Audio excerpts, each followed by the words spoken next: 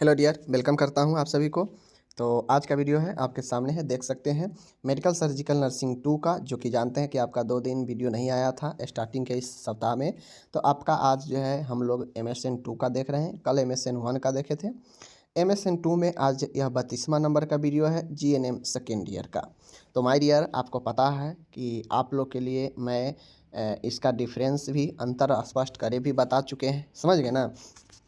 तो बाकी जो छोटे छोटे क्वेश्चन है उसको करते हैं, और जैसे ही सभी सब्जेक्ट समाप्त होगा एक साथ समाप्त कर देंगे, समझ गए। तो medical surgical nursing 2 video number 32 है, GNM सेकेंड ईयर, समझ गए। तो चलिए हम लोग आगे बढ़ते हैं प्रश्न की तरफ। आज का प्रश्न है CAD कहने का मतलब होता है कोरोनरी आर्टरी डिजीज। ये भी एक आपका हार्ट का डिजीज होता है। तो आज हम लोग देखेंगे कोरोनरी आर्टरी डिजीज, इसके कारण, इसके लक्षण, इसके जांच, प्रबंध, सब चीज़ देखेंगे। कोरोनरी आर्टरी डिजीज आप लोग बहुत सुने होइएगा। यह क्वेश्चन आपके एग्जाम में पूछा जा सकता है 10 नंबर में, लॉन्ग क्वेश्चन में, समझ गए। होता क्या है my dear, coronary artery disease जो होता है CAD, हृदय की कोरोनरी धमनियों की संकरा होने से हृदय मायोकार्डियम को, मतलब हृदय के जो आपका मध्यम लेयर है मायोकार्डियम, उसको रक्त सप्लाई में कमी आने के कारण उत्पन्न विकार को कोरोनरी आर्टरी डिजीज कहते हैं, ठीक है ना। पहले एक बार समझ लीजिए अच्छे से। तो आपको मैंने क्या बताया कि कोरोनरी आर्टरी डिजीज यह आपका एक धमनी का रोग होता है, ठीक है। धमनी का, जो आपके हार्ट से कनेक्टेड होता है ना, उसी धमनी से जो है आपका संबंधित रोग है, जिसमें कोरोनरी धमनी जो होता है संकरा, मतलब नैरो हो जाता है। संकरा करने का मतलब ये मत समझिएगा कि फैल जाता है, ठीक है। संकरा होने का मतलब है कि सिकुड़ जाता है, संकुचित हो जाता है, शिथिल हो जाता है, जिसके कारण जो ब्लड होता है धमनी से वह हार्ट की ओर जो है, हार्ट में नहीं जा पाता है। क्योंकि सभी बॉडी को ज़िंदा रहने के लिए जो है ब्लड चाहिए, तो हार्ट को भी जो है काम करने के लिए ब्लड जो है चाहिए उसके मांसपेशी को। तो जब धमनी संकरा हो जाता है, संकीर्ण हो जाता है, संकुचन हो जाता है, तो वह ब्लड सप्लाई जो है हृदय के मायोकार्डियम के तरफ नहीं कर पाता है, या फिर कमी हो जाता है, जिससे ऑक्सीजन, जब ब्लड सप्लाई कमी हो जाएगा तो ऑक्सीजन का कमी ऑटोमेटिक हो जाएगा। तो इस कारण जो है समस्या उत्पन्न होता है व्यक्ति को, और वह कोरोनरी आर्टरी डिजीज CAD कहलाता है, समझ गए चीज़ों को।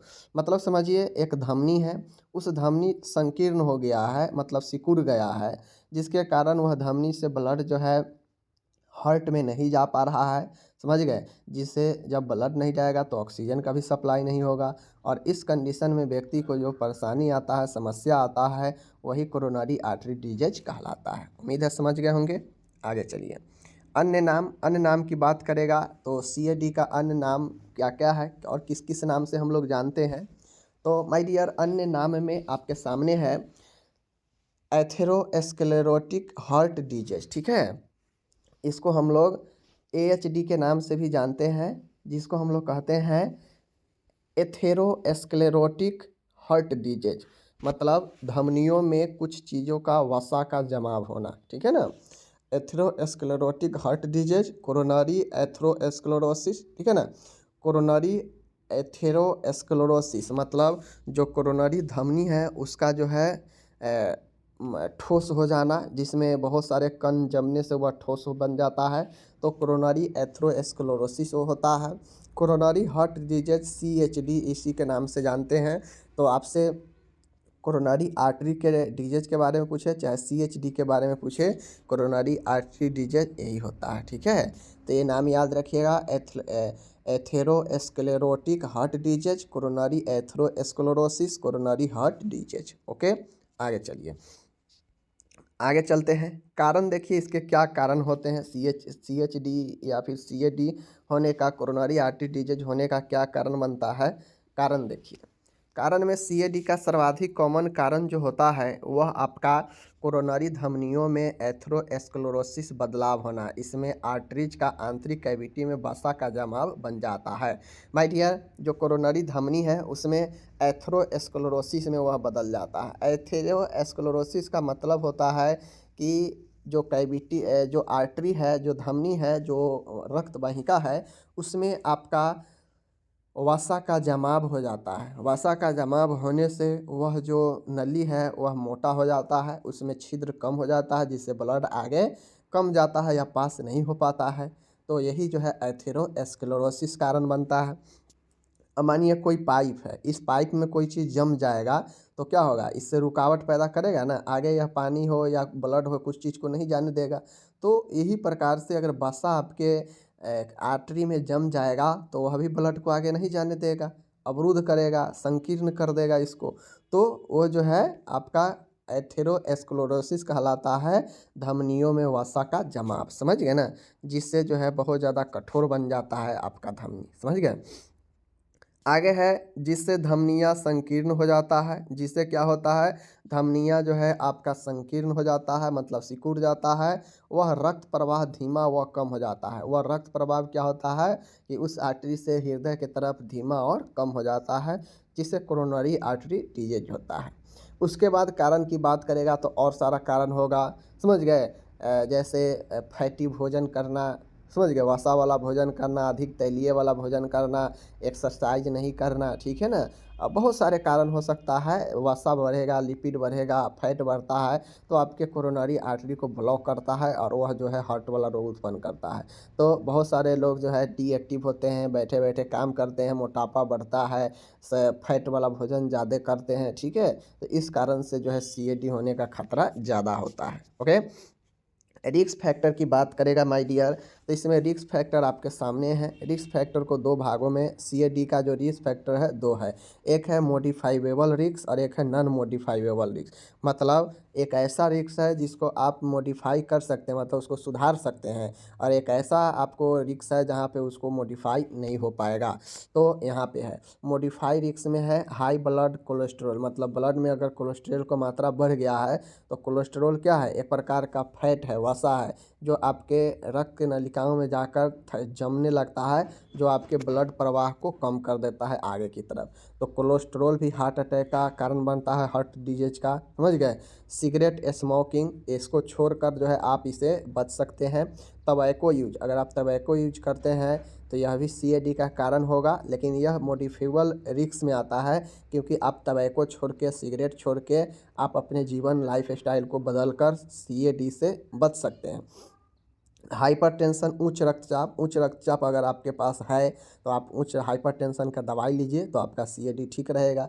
Lack of physical activity, lack of physical activity का मतलब है कि बहुत सारे जो है फिजिकल एक्टिविटी का जो है कमी होना, समझ गए। ओबेसिटी मतलब मोटापा, तो ये सब आपका मॉडिफाइबल कारण है। मॉडिफाइबल जो है आपका सुधारने वाला जो है, जिसको इन सभी रिस्क को सुधार कर आप जो है सीएडी को बच सकते हैं, लेकिन ये सब कारण होता है, ठीक है ना। एक है non modifiable risk factor, family history of CAD, increasing age और जेंडर। मेल में जो है सबसे ज़्यादा सीएडी होने का खतरा रहता है। अगर एज बढ़ गया है, एज बढ़ रहा है तो उसमें भी ये होने का चांसेज होता है। और फैमिली हिस्ट्री अगर पहले से कोई खास ठीक नहीं है, सीएडी का अगर पहले से है तो उम्मीद है कि आपको हो सकता है। तो यह नॉन मॉडिफाइबल रिस्क फैक्टर है, लेकिन यहाँ पे जो है मॉडिफाइबल रिस्क फैक्टर है। तो दोनों का कारण याद रखिएगा, समझ गए। अगर मान गए आप ये नहीं याद रख पाते हैं मॉडिफाइबल नॉन मॉडिफाइबल, तो इसको सबको एक लाइन में यहाँ पे लिख दीजिएगा कारण में, ठीक है ना। आगे चलिए, आगे है इसके लक्षण की बात करेगा माय डियर, तो कोरोनरी आर्टरी डिजीज होने का निम्न लक्षण हो सकते हैं। अब आपको जाहिर सी बात है, जब हार्ट का प्रॉब्लम होगा तो क्या क्या होगा, पहले भी बता चुके हैं। छाती में दर्द होना, एंजाइना पेक्टोरिस या चेस्ट पेन कहिए, छाती में दर्द होना। मायोकार्डियल इन्फारक्शन यानी हार्ट अटैक आ सकता है इससे। अत्यधिक पसीना आना, बहुत ज़्यादा पसीना आएगा। आपका जो ईसीजी रीडिंग होता है ना, ईसीजी रीडिंग में बदलाव आ जाएगा, ठीक है ना। जो ईसीजी होता है ग्राफ वाला, उसमें बदलाव परिवर्तन आ जाएगा। कार्डियक रिदम में बदलाव आएगा, मतलब जो आपका हार्ट जो जिस लय में काम करता है वह लय में परिवर्तन आ जाएगा, ठीक है। आगे है छाती में भारीपन, छाती में जो है आपके हैवीनेस आ जाएगा, थकान आपको लगेगा। तो ये सब जो है कुछ कारण हैं, समझ गए ना। सांस फूलेगा, सांस लेने में कमी आएगा, ऑक्सीजन की कमी हो जाएगा, ठीक है ना। तो बहुत सारे जो है आपके चिन्ह व लक्षण दिखे जाते हैं। बेचैनी होना, सांस फूलना, ये सब जो है आपको देखेंगे हार्ट वाले डिजीज में, समझ गए। तो ये सारा चीज़ को जो है आपको लिखना है, ठीक है। आगे है सीएडी डायग्नोसिस। सीएडी का क्या निदान होगा? तो कोरोनरी धमनी डिजीज का डायग्नोसिस निम्न आधार पर किया जाता है। किस आधार पर?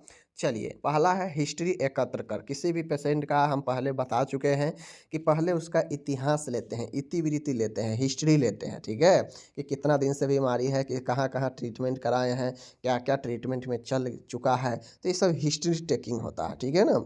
शारीरिक परीक्षण द्वारा फिजिकल एग्जामिनेशन। अब यहाँ पे फिजिकल एग्जामिनेशन कहने का मतलब है कि बॉडी का फिजिकल भौतिक एग्जामिनेशन किया जाता है।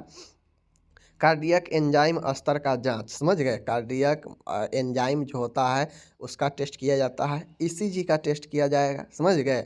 इको जो इकोग्राफ होता है जिसे इकोकार्डियोग्राफ कहते हैं। ईसीजी को जो है हम लोग, तो इको जो है ईसीजी जो इलेक्ट्रोकार्डियोग्राफ होता है ईसीजी, और इकोकार्डियोग्राफ जो इकोकार्डियोग्राफ कहते हैं, और यहाँ पे ईसीजी को इलेक्ट्रोकार्डियोग्राफ कहते हैं, दोनों होता है छाती के लिए। एंजियोग्राफी भी संभव है, समझ गए, एंजियोग्राफी भी संभव है, एंजियोग्राफी भी आपका संभव है। कोरोनरी धमनी डिजीज में ईसीजी में एसटी सेगमेंट में परिवर्तन देखने को, डिप्रेशन देखने को मिलता है। तो ये जरूर याद रखिएगा, किसी का ईसीजी अगर चेक होता है तो उसके एसटी सेगमेंट में परिवर्तन आ जाता है सीएडी वाले मरीज को, ठीक है। तो एसटी सेगमेंट जो है आपके होता है, ग्राफ होता है ईसीजी में, तो जब आप देखिएगा तो एसटी सेगमेंट में डिप्रेस आता है, ठीक है, ध्यान दीजिएगा। तो यही जो है जांच सब है, बाकी एक्सरे सीटी स्कैन वगैरह ये सब भी होता है। लेकिन ये जो है आपका, ये जो देखे है ना ये वाला, ये आपका प्रॉपर जो है छाती का टेस्ट है, हृदय का टेस्ट है, हार्ट का, ठीक है, प्रॉपर। बाकी एक्सरे सीटी स्कैन भी संभव है, ब्लड जांच भी संभव है, तो ये सब लिख सकते हैं।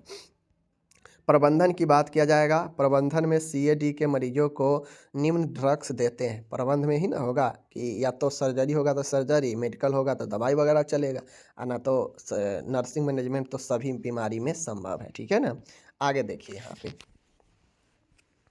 आगे है, कहता है सीएडी के मरीजों के अंतर्गत निम्न ड्रग थेरेपी सम्मिलित है। पहला है एंटी एंजाइनल ड्रग, ठीक है, anti anginal drug, anti anginal drug, समझ गए, एंटी एंजाइनल ड्रग्स देते हैं। उसके बाद नाइट्रेस देते हैं, जो कि एक एंजाइना वाले मरीजों को दे सकते हैं। तो नाइट्रेस ड्रग होता है आईएसडी, समझ गए। तो नाइट्रेस ड्रग में हम लोग नाइट्रोग्लिसरीन देते हैं, एनटीजी, समझ गए, एनटीजी, एनटीजी नाइट्रोग्लिसरीन देते हैं, ओके। बेटा ब्लॉकर्स एटिनॉल होता है, बीटा ब्लॉकर्स जो है आपका एटिनॉल बेटा ब्लॉकर्स में एटिनॉल दे सकते हैं, समझ गए। Calcium channel blocker, calcium channel blocker होता है, जियो निफेडिफिन होता है, इसको आप दे सकते हैं एग्जाम्पल में।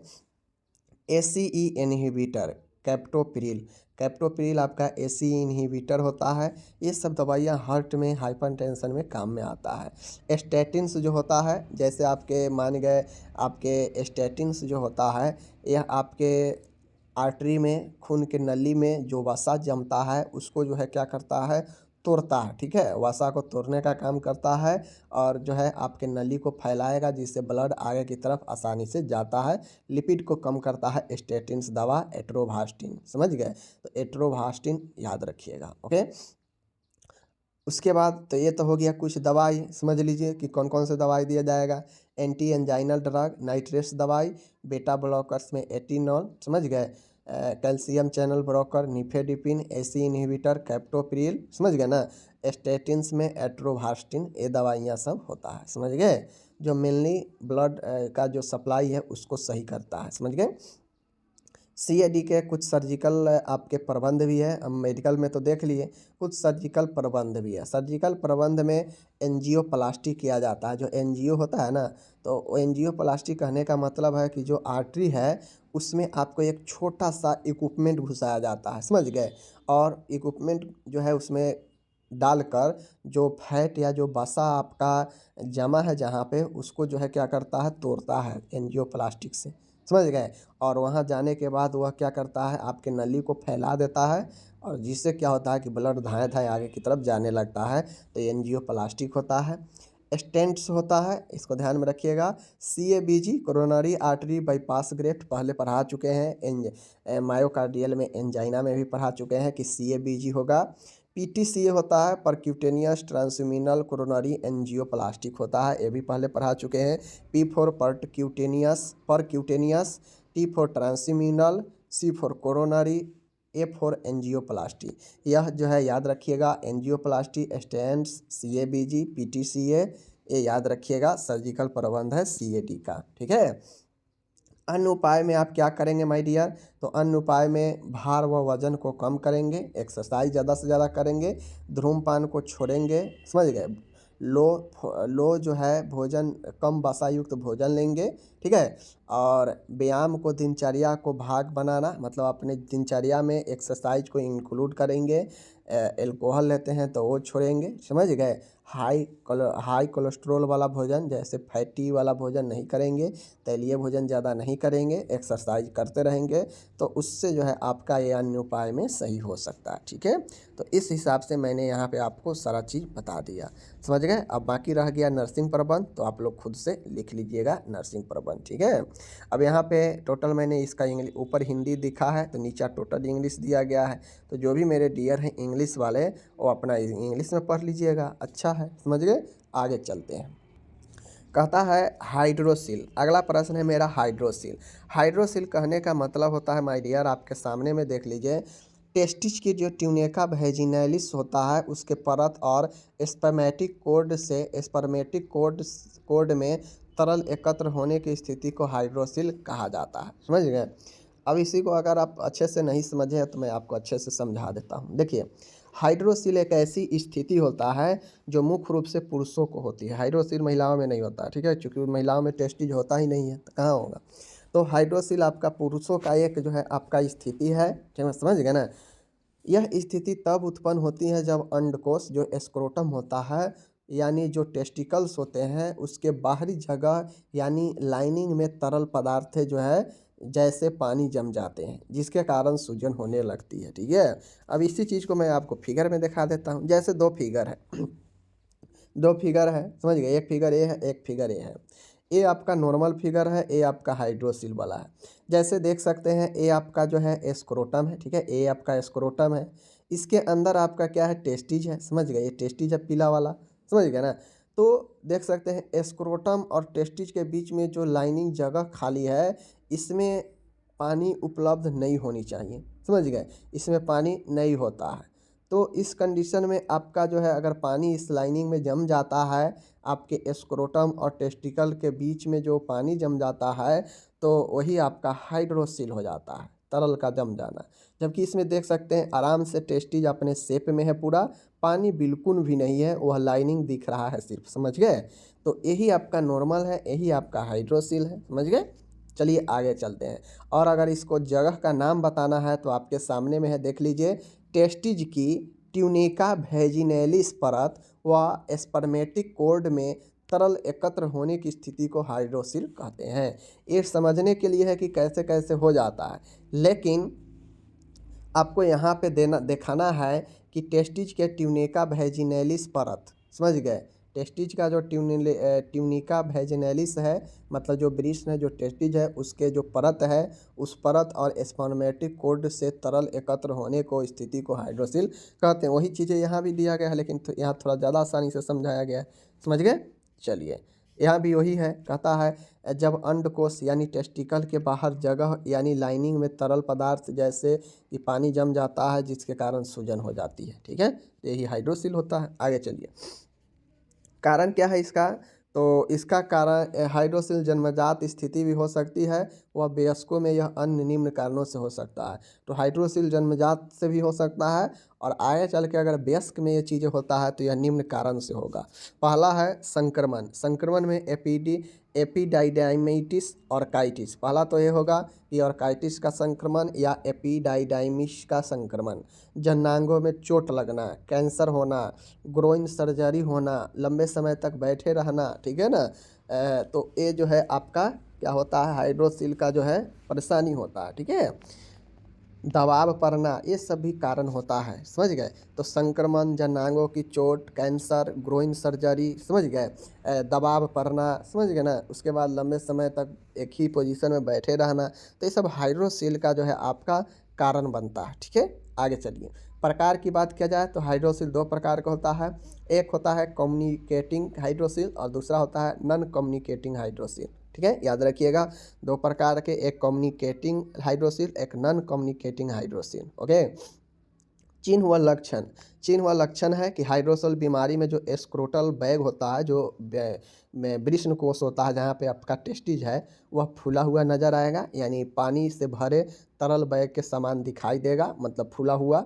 इसके कारण होने वाला अन्य सुविधाएं निम्न प्रकार है, जैसे स्क्रोटम में दर्द होगा, स्क्रोटम के आकार में वृद्धि व सूजन देखने को मिलेगा, चलने फिरने में भी कठिनाई आता है, यूरिनरी जो आपका यूरिनरी अवरोध होता है वह भी होगा। ठीक है ना, तो यूरिनरी ऑब्स्ट्रक्शन भी होगा, चलने फिरने में कठिनाई तो होता ही है, स्क्रोटम का बाहर की तरफ सूजन आना, स्क्रोटम में दर्द होना, समझ गए। तो इस तरह जो है अनकंफर्टेबल मतलब आरामदायक महसूस करना, ये सब जो है आपके लक्षण जो है दिखाई देते हैं, समझ गए। उपचार की बात किया जाएगा तो हाइड्रोसील के उपचार के तहत एक सर्जिकल इंसिजन लगाकर अतिरिक्त जमा पानी को हटाया जाता है, इसे हाइड्रोसिलेक्टोमी कहते हैं। माय डियर, हाइड्रोसील का उपचार के तहत सर्जिकल इंसिजन मतलब सर्जरी के द्वारा एक चीरा लगाकर जो जमा हुआ पानी है उसको हटाया जाता है, इसे हाइड्रोसिलेक्टोमी कहते हैं। ओके, आगे चलिए। अन्य उपचार में टेस्टिक्यूलर एस्पायरेशन मतलब विथ और विदाउट स्क्लेरोथेरेपी, समझ गए। अन्य उपचार में टेस्टिकुलर एस्पायरेशन किया जाता है, समझ गए, जिसमें आपको स्क्लेरोथेरेपी के साथ में या बिना स्क्लेरोथेरेपी के यह चीज़ें किया जाता है। तो ये आपका हो गया क्या चीज़, हाइड्रोसील। छोटा सा टॉपिक था, 5 नंबर में आपसे पूछ सकता है हाइड्रोसील, तो बता दीजिएगा, समझ गए। चलिए आगे चलते हैं। अब यहाँ पे देखिए, मैंने आपका टोटल इंग्लिश में भी दे दिया है, ऊपर हिंदी नीचे इंग्लिश आपको मिल जाएगा। तो जो भी मेरे डियर है, आपको टेंशन नहीं लेना है, एक ही में हिंदी इंग्लिश सब रहता है। अब अगला प्रश्न आ चुका है आई बैंक। आई बैंक में पूछे गए प्रश्न है आपके एग्जाम का। तो आई बैंक क्या होता है, चलिए आज जो है हम आई बैंक के बारे में, ब्लड बैंक के बारे में तो आप लोग बहुत सुने होइएगा, ठीक उसी प्रकार से आई बैंक का भी काम होता है। आई बैंक क्या है, चलिए देखिए। आई बैंक एक संस्था है, कहीं भी किसी भी जो है क्षेत्र में आई बैंक अगर स्थापित है तो वह एक संस्था होता है, जिसका प्रमुख काम, प्रमुख उद्देश्य यही होता है कि नेत्रदान द्वारा प्राप्त जो कॉर्नियल टिश्यू है उसको प्राप्त करना, ठीक है, हार्वेस्ट करना, प्रोसेस करना, एवेलुएट करना। आई बैंक का काम, ब्लड बैंक का क्या काम होता है कि ब्लड बैंक का काम होता है कि जैसे कोई डोनेट किया है ब्लड तो उसको जमा करना, ठीक है, उसको सुरक्षित तरीके से रखना, ज़रूरतमंदों को जो है सप्लाई करना, देना, ठीक है ना, मैचिंग करके सब चीज़ रखा जाता है। उसी प्रकार से आई बैंक होता है, वह भी एक संस्था है जिसका प्रमुख उद्देश्य होता है नेत्रदान के द्वारा जो प्राप्त कॉर्निया का टिश्यू है, मतलब जो नेत्र है, समझ गए, उसको प्राप्त करना, उसको जो है हार्वेस्ट करना, उसको जो है प्रोसेस करना और उसे एवेलुएट करना और ज़रूरतमंदों को हिसाब से जो है उसे वितरण करना। तो ये जो है आई बैंक का काम होता है, ठीक है। अन्य उद्देश्य इसका क्या है, अन्य उद्देश्य में यह क्या करता है तो आपके सामने है, कॉर्निया ऊतकों को केरिटोप्लास्टिक केंद्र तक ट्रांसपोर्ट करना एवं समान न्यायपूर्ण डिस्ट्रीब्यूशन करना। इसका अन्य उद्देश्य में ये है कि यह जैसे मान गए दान करने वाला से तो प्राप्त तो कर लिया कॉर्निया, अब एक कॉर्निया को केंद्र तक जो है पहुंचाता है, ट्रांसपोर्ट करता है जहां पे इसको लगाना है, ठीक है ना। अब ऐसे थोड़ी ना है कि ये जो आई बैंक है यहीं पे सर्जरी भी हो जाएगा और लग भी जाएगा, नहीं, तो जहां लगाना है, जहां ज़रूरी है वहां तक जो है इसको पहुंचाया जाता है और उचित व्यक्तियों तक डिस्ट्रीब्यूशन किया जाता है। ऐसा नहीं है कि फालतू में जो है किसी किसी को दे देगा, नहीं, बहुत कीमती ये सब होता है। तो केरेटोप्लास्टिक केंद्र तक पहुंचाया जाता है, सपोर्ट जो है आपको करना, समान न्यायपूर्ण डिस्ट्रीब्यूशन करना, ये सब चीज़ें जो है आपको होता है इस केंद्र का उद्देश्य। आम जन में नेत्रदान संबंधी जागरूकता फैलाना व नेत्रदान संबंधी प्रश्नों का जवाब देना। अब इसका ये काम ये भी है कि भाई आप कहाँ से इतना इकट्ठा कीजिएगा आपके आई बैंक में, तो इसके लिए लोगों में जागरूकता फैलाए, ठीक है ना, नेत्रदान करने से संबंधित। इसका काम ये भी है कि नेत्रदान करने वाले के परिवार व अस्पताल के मध्य कोऑर्डिनेशन स्थापित करना। अब जो व्यक्ति मान गए बूढ़ा है, उसका आँख बिल्कुल कमाल का है लेकिन उसका अब जाने वाला है दुनिया से, तो वह अपना उससे पहले नेत्र अगर दान करना चाहता है तो दान कर दे। तो उसके लिए उसके परिवार और उसके अस्पताल के बीच में कोऑर्डिनेशन स्थापित करना चाहिए, ताकि कोई भी जटिलता हो तो वह आकर अपना दिखा सके आसानी से अस्पताल में, समझ गए, क्योंकि वह नेत्र दान कर चुका है। नेत्र बैंक सरकारी या गैर सरकारी दोनों प्रकार के हो सकते हैं। भारत में प्रथम आई बैंक की स्थापना वर्ष 1945 में जो है चेन्नई के रीजनल इंस्टीट्यूट ऑफ ऑप्थेल्मोलॉजी में की गई। अब यहाँ पे ध्यान दीजिएगा, वो तो उद्देश्य बता दिए। अब यहाँ पे देखिए, नेत्र बैंक जो होता है सरकारी या गैर सरकारी दोनों तरह से हो सकता है। भारत में प्रथम आई बैंक की स्थापना जो है 1945 में चेन्नई में किया गया, जिसका नाम था रीजनल इंस्टीट्यूट ऑफ ऑप्थेल्मोलॉजी में किया गया था, समझ गए। तो ये चीज़ें याद रखिएगा। आगे है आई बैंक के क्या क्या कार्य होते हैं। तो आई बैंक के कार्य भी आप लोग समझ गए होंगे। आई बैंक नेत्रदान से संबंधित विभिन्न कार्य करते हैं जो कि निम्नलिखित है, समझ गए। पहला है नेत्रदान से प्राप्त आई या कॉर्निया को हार्वेस्ट व रिट्राइव करना, मतलब उसको सही करना, ठीक है। तो नेत्र आई बैंक का ये काम है कि जो भी आई या कॉर्निया प्राप्त किया है उसको हार्वेस्ट व फिर से रिट्राइव करना। जो भी प्राप्त कॉर्निया है ऊतक है उसका मूल्यांकन करना व ग्रेडिंग करना कि यह किस प्रकार का है, किस ग्रेड का यह कॉर्निया है और किस व्यक्ति में फिट होगा, समझ गए। तो इसका मूल्यांकन व ग्रेडिंग करना भी आई बैंक का ही काम होता है। वह ग्रेडिंग करके मार्क करके अपना रखता है। आई बॉल की प्रोसेसिंग व स्टोरेज करना, इसका ये भी काम है कि जो आई बॉल होता है उसको जो है प्रोसेसिंग और स्टोरेज करना, समझ गए। आगे चलते हैं। आगे है कॉर्निया ऊतक को प्रशिक्षित योग्य कॉर्नियल ट्रांसप्लांट सर्जन को वितरित करना, ताकि डोनेट कॉर्निया को उपयोग में लाया जा सके। अब ऐसा नहीं है कि कॉर्निया कोई भी जो है ब्लड आई मांग लेगा और उसको दे दिया जाएगा, नहीं। बहुत कीमती से तो कोई व्यक्ति अपना जीवन न्यौछावर करके वह दान देता है। अब उसे अगर बेकार कर दिया जाएगा उस डोनेट कॉर्निया को, तो फिर तो न उसका लिए सही हुआ जो दिया और न जिसको लगना है उसके लिए कोई सही हो पाएगा। तो इसका उपयोगी हो, इस बेकार न जाए, इसके लिए एक कॉर्निया ट्रांसप्लांट जो है ऐसे सर्जन को देंगे जो योग्य हो, पर ट्रेनेड हो, ताकि वह डोनेट कॉर्निया को उपयोग में ला सके, बर्बाद न कर सके, समझ गए। कॉर्निया के अतिरिक्त नेत्र के अन्य भागों का स्टोरेज का वितरण, समझ गए। अब ये आई बैंक होता है, यह कॉर्निया के अलावा आँख के अन्य भागों को भी जो है स्टोरेज करता है, वितरण करता है लोगों में, समझ गए। आगे है नेत्र बैंक के टेक्नीशियन, कॉर्निया सर्जन व ग्रिफ काउंसलर का प्रशिक्षण। नेत्र बैंक जो आई बैंक होता है यह अपने टेक्नीशियन को, कॉर्निया सर्जन को, ग्रिफ काउंसलर को क्या करता है, प्रशिक्षण करता है, समझ गए।